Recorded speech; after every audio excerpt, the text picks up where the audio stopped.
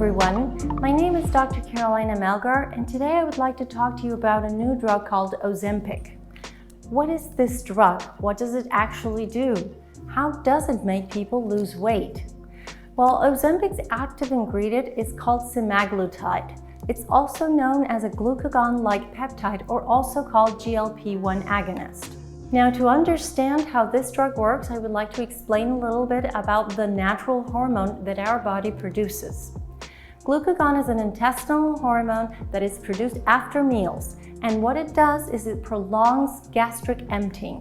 Basically, it makes you feel full.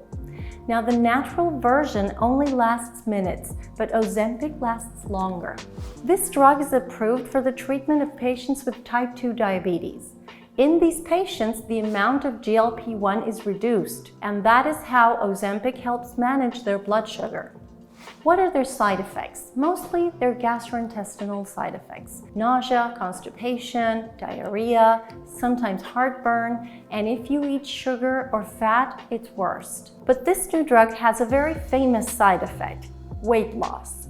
And this is why scientists are worried that many people have been using it off-label. The key is that Ozempic slows down how quickly the food leaves your stomach, making you feel fuller for a longer period of time, and decreasing the amount of food you're able to eat. So what makes this drug different from any other obesity treatment? The efficacy is better. Research show that people have lost over 15% of their body weight.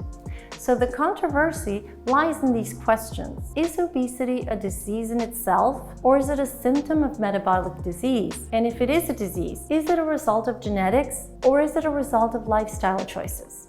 And will we see better and long-lasting results if treated with radical interventions? And will we see better and long-lasting results if treated with radical intervention? Or is it mainly a matter of willpower? So basically, what we're all trying to answer is Ozempic or any prescribed drug the ultimate solution to obesity? Is it going to help patients on a long-term basis once they stop taking the drug? Now, what exactly happens when you stop using this drug? Evidence show that patients who stopped using Ozempic have regained the excess weight, especially if not joined with diet changes and increased exercise. In my opinion, any radical treatment for a patient suffering from excess weight, if not joined with important lifestyle changes, cannot offer any long-term solutions. I do agree that these interventions, whether it's surgical or prescribed drugs, can be a very helpful instrument